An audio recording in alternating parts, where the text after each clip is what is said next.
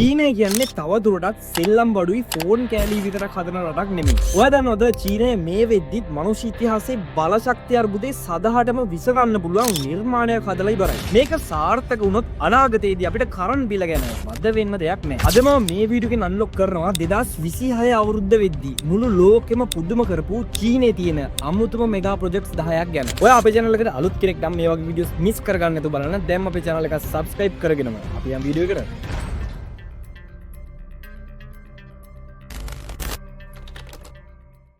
සාමාන්‍යයෙන් ලෝකේ ප්‍රසිද්ධ හොටෙල් සදන්නේ අහස උසටනේ.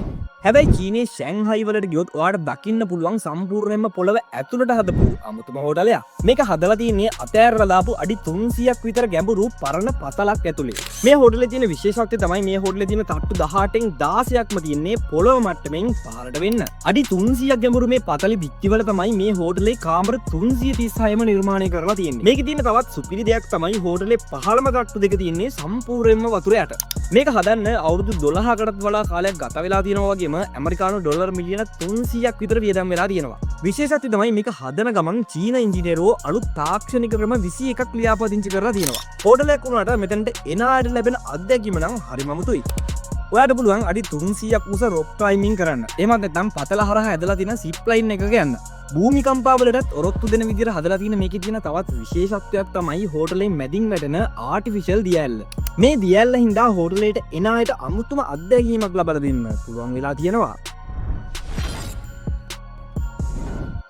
චීනයේ බීජිං නගරයට ගියොත් ඔයාලට බලා ගන්න පුළුවන් අභ්‍යවකාශ යානයක් කඩන් වැටිලා වගේ පේන යෝධ ගොඩනැගිල්ල. මේක තමයි ලෝකේ විශාලතම තනි ගොඩනැගිල්ලක් සහිත ගුවන් තොටුපළ.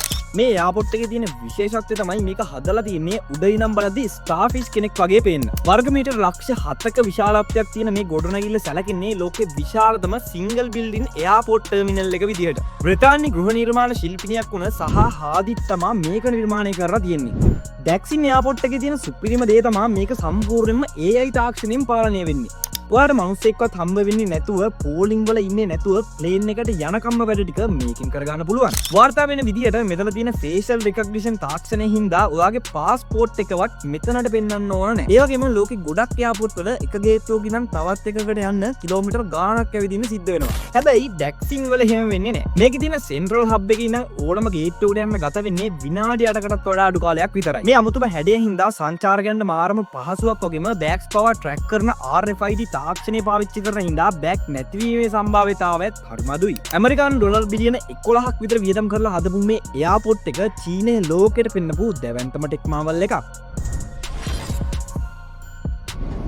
සාමාන්‍යයෙන් ලෝකේ ප්‍රසිද්ධ කෘතිම දූපත් ගැන කිව්වම අපිට මතක් වෙන්නේ අපි අර කලින් වීඩියෝ එක කතා කරපු ඩුබායි වල තියෙන පාම ජුමේරා එකනේ. හැබැයි චීනය දැන් ඒකටත් අභියෝග කරන්න පුළුවන් සුපිරිම දූපතක් හදලා ඉවරයි. උඩ ඉඳන් බලද්දි පිපුණ මලක් වගේ පේන මේ ඕෂන් ෆ්ලවර් අයිලන්ඩ් එක ඇත්තටම අනාගත ලෝකයේ අද දකින්න පුළුවන් තැනක් කිව්වොත් හරි. මේ දූපතේ තියෙන විශේෂම දේ තමයි මේකේ හැඩය.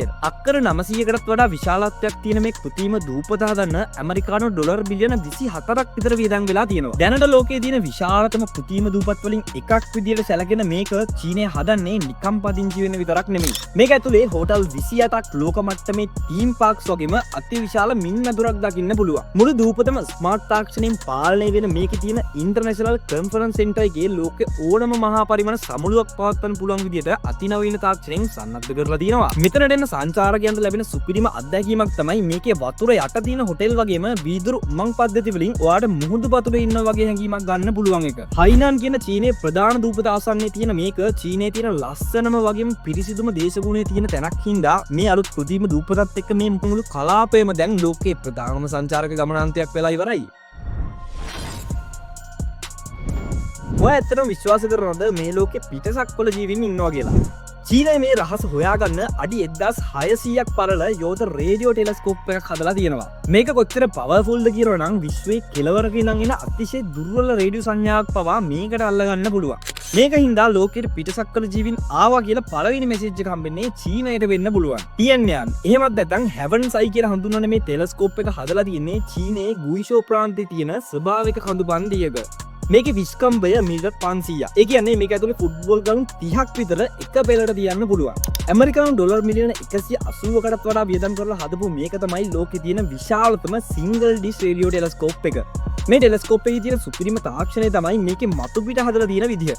මේකේ ඇලුමිනියම් පැනල් 4500ක් විතර තියෙනවා. මේ හැම පැනල් එකක්ම යටින් තියෙන මැෂින් වලින් ඒ වෙලාවට ඕන විදිහට ටෙලස්කෝප් එකේ හැඩය වෙනස් කරන්න පුළුවන්.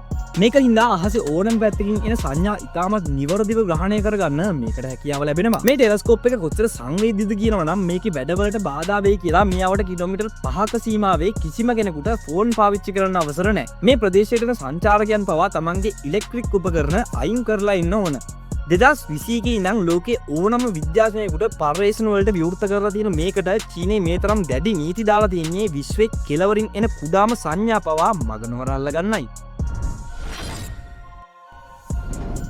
ඔයා පාලමක් දිගේ වාහනයක් පැදගෙන යද්දී එකපාරටම පාලම ඉවර වෙලා ඔයාව මුහුද යටලා අරන් ගියොත් කොහමද?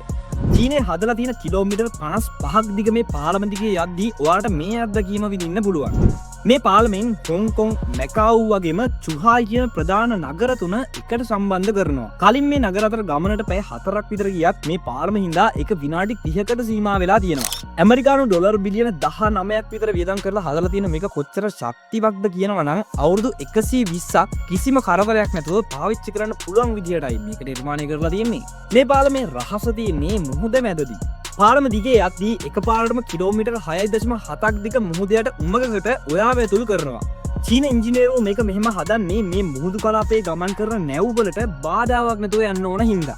මේ උමග හදන්න චීනයට මුහුද මැද කෘත්‍රිම දූපත් දෙකක් පවා නිර්මාණය කරන්න සිද්ධ වෙලා තියෙනවා. ඒ වගේම මේ පාලම හදද්දී ඉංජිනේරුවන්ට ලොකු අභියෝගයකට මුහුණ දෙන්න සිද්ධ වෙනවා.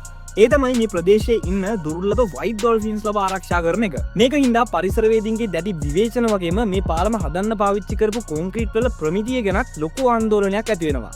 ඒත් චීනයේ මේ හැම අභියෝගයකටම මුහුණ දීලා මේ දැවන්ත ව්‍යාපෘතිය අවසන් කරනවා. මේ පාලමේ තවත් විශේෂ දෙයක් තියෙනවා. හොංකොං වගේම මැකාව් වල වාහන පදින්නේ පාරේ වම් පැත්තෙන්. හැබැයි චීනේ පදින්නේ දකුණු පැත්තෙන්. ඉතින් මේ පාලම උඩදී වාහන එක පැත්තකින් ඉඳන් අනිත් පැත්තට මාරු වෙන විදිහේ විශේෂ ක්‍රොසින් සිස්ටම් එකක් හදලා තියෙනවා. මේ හින්දා මේ පාලමට ඇතුල් වෙද්දි වගේම පිට වෙද්දි ඔයාට පාරේ පැත්ත මාරු කරන්න සිද්ධ වෙනවා. 2025 අවුරුද්දේ ජනවාරි මාසයේ එක දවසකදී විතරක් මගින් 1,56,000ක් මේ පාලම පාවිච්චි කරලා අලුත් වාර්තාවකුත් කියලා තියෙනවා.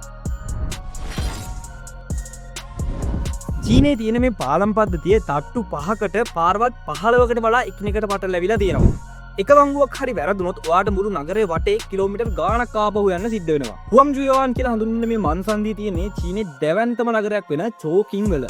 මේකේ තට්ටු 5ක් තියෙනවා. ඒ වගේම ප්‍රධාන අධිවේගී මාර්ග 5ක් එකිනෙකට සම්බන්ධ වෙනවා. මේ පාලම් පද්ධතිය හදන්න 2009 අවුරුද්දේ නම් 2017 වෙනකන් අවුරුදු 8ක් ගත වෙලා තියෙනවා. මෙතනදී GPS පවා වැඩ කරන්නේ නැහැ කියලා තමයි ඩ්‍රයිවර්ස්ලා කියන්නේ. මේකේ තියෙන සංකීර්ණ බව හින්දම මේක ලෝකේ තියෙන වඩාත්ම පටලැවිලි සහගත මන්සන්දී විදිහට නම් කරලා තියෙනවා. මෙතන පාරවල් එකිනෙකට සම්බන්ධ වෙන රෑම්ස් 14ක් තියෙනවා. ඔයාට ඕනම පැත්තකින් නම් තවත් ඕනම පැත්තකට යන්න මේ පාලම උදව් වෙනවා. හැබැයි ඔයා යන්න ඕන පාර එක මොහොතකට හරි වැරදුනොත් ආපහු වරවන්න දෙයක් හොයාගන්න කිලෝමීටර් 10ක් 15ක් විතර ඉස්සරහට යන්න සිද්ධ වෙනවා. මේ හින්දා රියදුරන් මෙතනින් යද්දි මාරම අවධානයෙන් තමයි යන්නේ. අපි සාමාන්‍යයෙන් පාරවල් හොයාගන්නේ Google Maps වලින් GPS පාවිච්චි කරලානේ. හැබැයි මේ පාලමේ තට්ටු 5ක් එක උඩ තියෙන හින්දා GPS වලට ඔයා ඉන්නේ කීවෙනි තට්ටුවේද කියලා හරියට මඳුර ගන්න බැරි වෙනවා. මේ හින්දා පාරවල් මාරු කරගන්න බැරිව ඩ්‍රයිවර්ස්ලා අතරමං වෙන එක මෙතනදී නිතරම සිද්ධ වෙන දෙයක්. ඒ චීන ඉංජිනේරුවෝ නම් කියන්නේ පාරවල් වල තියෙන සයින් බෝඩ් හරියට බැලුවොත් කිසිම කරදරයක් නැතුව ගමනාන්තයට යන්න පුළුවන් කියලා.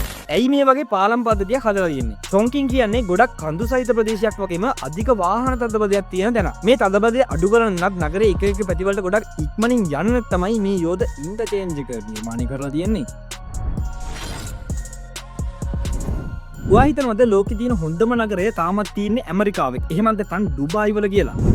චීනයේ දැන් බීජිං වලට නුදුරින් අක්කර ලක්ෂ ගානක අමුතු නගරයක් හදලා ඉවරයි. මේක පාලනය වෙන්නේ AI තාක්ෂණයෙන්. මේ නගරේ තියෙන විශේෂත්වය තමයි ඔයා කොහේ පදිංචි වුණත් ඔයාට අවශ්‍ය හැම දෙයක්ම ඉස්කෝල, ස්පිරිතාල, කඩසාප්පු වගේ ඕනම දෙයක් විනාඩි 15ක ඇවිදින දුරින් තියෙනවා. මෙතනදී වාහන වලට වඩා ඇවිදින එක වගේම බයිසිකල් වලට තමයි මුල් තැන දෙන්නේ. Xionnam කියන්නේ ලෝකේ පළවෙනි ඩිජිටල් ට්වින් නගරය. ඒ කියන්නේ මේ නගරේ හැම ගොඩනැගිල්ලක්ම හැම පයිප් එකක්ම පොළවේ හදන්න කලින් ඒ වගේම ඩිජිටල් එකක් හදලා තියෙනවා. නගරේ මොන හරි ප්‍රශ්නයක් ඇති වුණොත් AI සිස්ටම් එකෙන් ඒක මිනිස්සුන්ට කලින් අඳුරගෙන පිරිසකර කරන්න නියෝග දෙනවා. මේ නගරේ පාරවල් උඩ ඔයාට පයිප් හරි වයර් හරි ට්‍රැෆික් එකක් හරි දකින්න හම්බෙන්නේ නැහැ. මොකද මේ හැම සේවාවක්ම පොළව යටින් යන උමම් පද්ධතිය හරහා තමයි ක්‍රියාත්මක වෙන්නේ. මෙයාලට ඕන 2035 වෙදී මේ නගරේ ලෝකයේ හයිටෙක් හබ් එක බවට පත් කරන්න. මේ වෙනකොටත් චීනයේ ප්‍රධාන තාක්ෂණික සමාගම් වගේම විශ්වවිද්‍යාල 100කටත් වඩා වැඩි ප්‍රමාණයක් මෙතනට මාරු වෙලා ඉවරයි. ඔය කවදාද හිතලා තියෙනවද කෝච්චියක නැගලා අහස යන ප්ලේන් එකකටත් වඩා වේගෙන් යන්න පුළුවන් වෙයි කියලා? චීනයේ දැන් පරීක්ෂණ පවත්වන මේ T-Flight කියන කෝච්චියට පැයට කිලෝමීටර් 1000ක වේගකින් යන්න පුළුවන්. මේ කෝච්චිය යන්නේ සාමාන්‍ය පීලි උඩ නෙමෙයි. මේකේ තියෙන මැග්නටික් ලෙවිටේෂන් තාක්ෂණයෙන් හින්දා කෝච්චිය පීලිවල ගෑවෙන්නේ නැතුව අඟල් කිහිපයක් උඩින් පාවෙමුණු යන්නේ. ඒ වගේම මේක යන්නේ වාතය අයින් කරපු රික්තක උමගක් ඇතුලේ. වායු ප්‍රතිරෝධය වගේම ඝර්ෂණය නැති හින්දා තමයි මේ තරම් අතිවිශාල වේගයක් ලබා ගන්න චීනයට පුළුවන් වෙලා තියෙන්නේ. දැනට චීනයේ තියෙන අධිවේගී දුම්බරකින් බීජිං වලින් නම් ෂැන්හයි වලට යන්න පැය 6ක් විතර යනවා. හැබැයි මේ T-Flight ක්‍රියාත්මක වුණාම ඒ ගමනට ගත වෙන්නේ විනාඩි 90ක් වගේ ඉතා අඩු කාලයක් කියලා තමයි චීනය කියන්නේ. මේක කොච්චර වේගවත්ද කියනවා නම් 2024 පෙබරවාරි මාසයේදී කරපු පරීක්ෂණවලදී මේක පැයට කිලෝමීටර් 623ක වේගයක් වාර්තා කරලා ලෝක වාර්තාවක් පවා තියෙනවා. මේක දැනට ජපානයේ සතු ලෝක වාර්තාවත් අභිබවා යෑම. චීනයේ කැසික් ආයතනය කියන විදිහට මේ ව්‍යාපෘති දෙවැනි අදියරේදී පැයට කිලෝමීටර් 1000ක වේගයක් ලබා ගන්න මෙයාලා සැලසුම් කරනවා. හැබැයි මෙයාලගේ තුන්වෙනි අදියර ඊටත් වඩා භයානකයි. ඒ තමයි පැයට කිලෝමීටර් 4000ක වේගයක් ලබා ගන්න එක. මේක තාමත් පර්යේෂණ මට්ටමේ තිබ්බත් චීනයේ මේ තාක්ෂණය ඇත්තක් කරන්න හරිම වේගෙන් වැඩ කටයුතු කරගෙන යනවා. හිතනවද මිනිස්සු හදපු එක ව්‍යාපෘතියක් ඉඳලා මුළු පෘථිවියම කරගෙන වේගය වෙනස් කරන්න පුළුවන් වුණා කියලා. ඇහුවත් පුදුම හිතනේ මේ වැඩේ චීනයේ ඇත්තටම කරලා තියෙනවා. ඒ තමයි Three Gorges Dam කියලා ලෝකේ විශාලතම ජල විදුලි බලාගාරය. මේ වේල දරාගෙන ඉන්න අතිවිශාල ජල කඳ හින්දා පෘථිවියේ භ්‍රමණය වෙන වේගය තප්පරයකින් ඉතාම කුඩා ප්‍රමාණයකින් අඩු වෙලා තියෙනවා. චීනයේ යැන්සි ගඟ හරහා හදලා තියෙන මේ වේල තමයි දැනට ලෝකේ තියෙන විශාලතම ජල විදුලි බලාගාරය. මේකේ විදුලි උත්පාදන ධාරිතාවය 22500ක්.